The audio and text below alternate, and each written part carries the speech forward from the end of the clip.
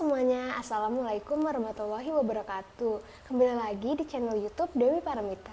Di video kali ini saya akan mereview hasil pembelajaran manajemen keuangan pertemuan 3 dengan materi konsep penilaian surat berharga yang telah dilaksanakan pada hari Selasa tanggal 28 September tahun 2021. Yang pertama yang akan saya bahas adalah pengertian surat berharga. Istilah surat berharga dalam bahasa Belanda yaitu waardepapier.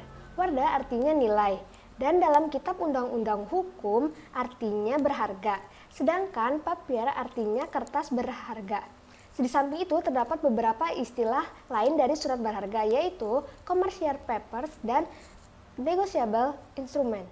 Dasar hukum surat berharga adalah dalam Undang-Undang Nomor 10 Tahun 1998 tentang perbankan yang menyebutkan bahwa surat berharga adalah surat pengakuan hutang, wesel, obligasi, sekuritas, saham, atau setiap derivatifnya atau kepentingan lain atau suatu kewajiban dari penerbit dalam bentuk yang bisa diperdagangkan dalam pasar modal maupun pasar uang.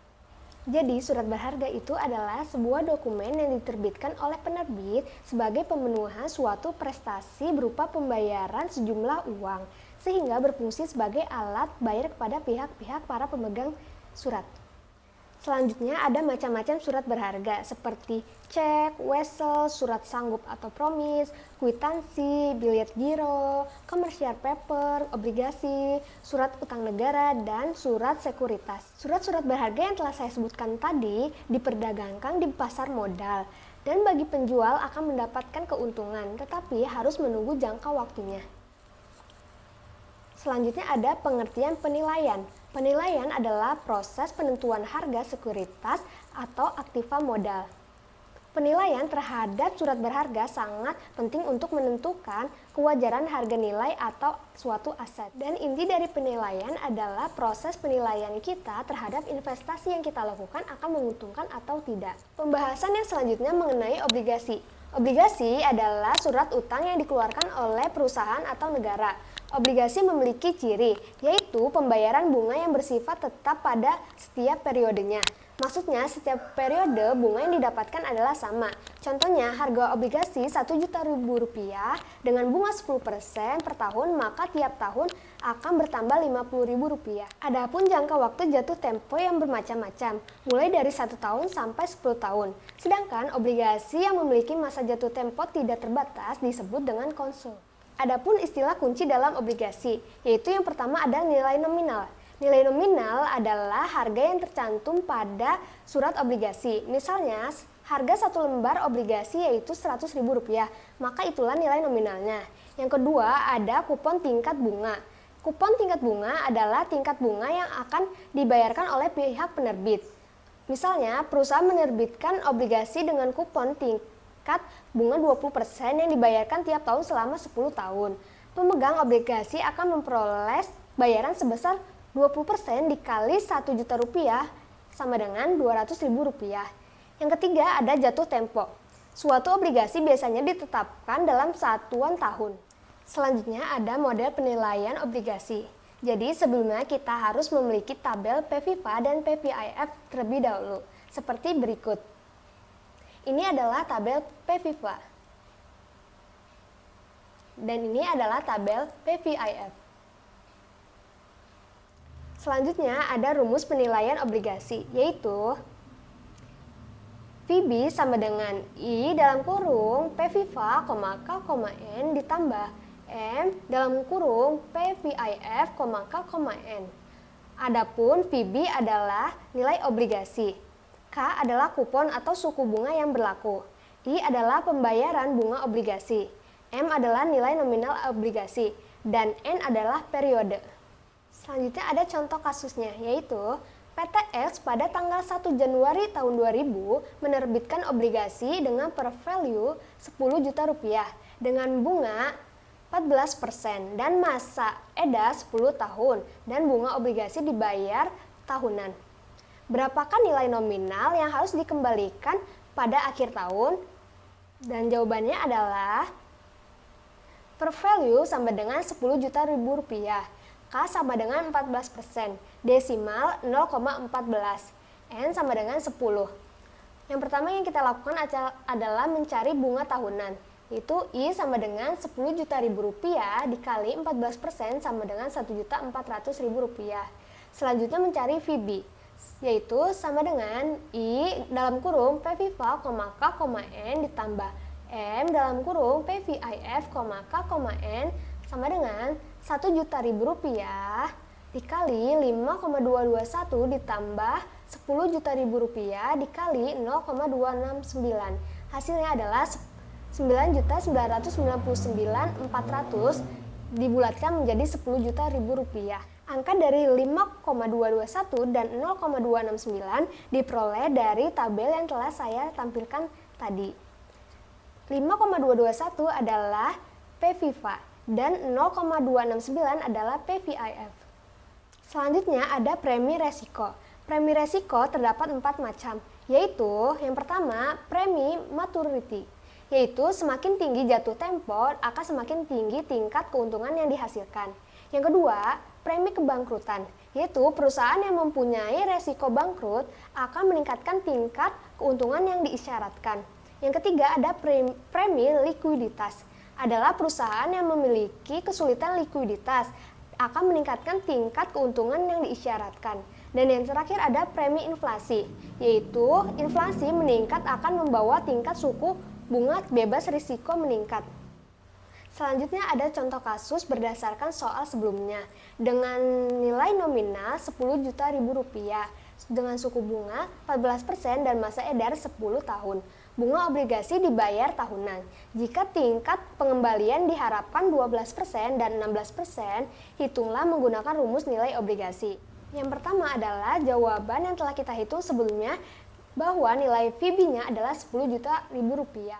Selanjutnya kita akan menghitung dengan tingkat pengembalian yang diharapkan adalah 12%, yaitu VB sama dengan I dalam kurung PViva, K, N ditambah M dalam kurung PVIF, K, N sama dengan 1 juta ribu rupiah dikali dalam kurung PViva, 12%, 10% ditambah 10 juta ribu rupiah dikali dalam kurung PViva, 12%, 10 sama dengan 1.400.000 rupiah dikali 5,658 ditambah 10 juta ribu rupiah dikali 0,321. Hasilnya adalah 11.130.000 rupiah. Dan apabila kita menghitung dengan tingkat pengembalian yang diharapkan 16%, yaitu VB sama dengan I dalam kurung PViva, K, N ditambah M dalam kurung PVIF, K, N sama dengan 1.400.000 rupiah dikali PViva, 16%, 10 ditambah 10 juta ribu rupiah dikali PVIF, 16%, 10% sama dengan 1.400.000 rupiah dikali 4,8331 ditambah 10 juta ribu rupiah dikali 0,2267. Hasilnya adalah 9.036.000 rupiah. Kesimpulannya, ketika bunga yang ditawarkan lebih rendah dibandingkan tingkat keuntungan yang diisyaratkan, maka nilai obligasi akan lebih rendah dibandingkan dengan nilai nominalnya. Sebaliknya, ketika bunga yang ditawarkan lebih tinggi daripada tingkat keuntungan yang diisyaratkan, maka nilai obligasi akan lebih tinggi dengan harga nilai nominalnya. Pembahasan yang selanjutnya adalah mengenai saham. Saham merupakan bukti kepemilikan. 2 alasan membeli saham, yaitu yang pertama, untuk memiliki perusahaan. Maksudnya, ketika ada perusahaan dengan belakang TBK, maka perusahaan tersebut sudah bisa dibeli sahamnya. Dan apabila kalian sudah membeli saham di perusahaan tersebut, maka kamu sudah memiliki perusahaan tersebut. Yang kedua adalah untuk menanamkan kelebihan modal sementara. Maksudnya, bila kita mempunyai uang lebih, maka lebih baik dimanfaatkan dengan cara investasi saham. Pemegang saham berhak atas dividen jika dividen itu dibayarkan. Selain dividen, pemegang saham akan menerima selisih antara harga beli dengan harga jual yang disebut dengan capital gain atau loss. Saham terdapat 2 jenis, yaitu saham biasa dan saham preferred. Yang pertama yang saya akan bahas adalah saham biasa. Saham biasa memiliki dua cara, yaitu penilaian saham yang dipegang satu periode dan penilaian saham yang dipegang selamanya. Yang mempunyai tiga model, yaitu model dividen konstan, model dividen tumbuh dengan tingkat pertumbuhan yang konstan, dan yang terakhir model dividen dengan tingkat pertumbuhan yang berbeda.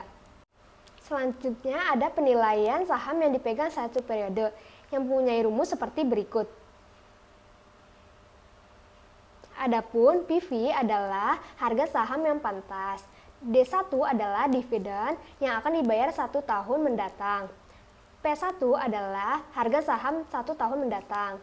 Dan KS adalah tingkat keuntungan yang diisyaratkan. Adapun contoh kasusnya, yaitu saham yang diperkirakan mempunyai harga saham Rp1.400.000 1 tahun mendatang, diperkirakan membayarkan dividen sebesar Rp200 1 tahun mendatang.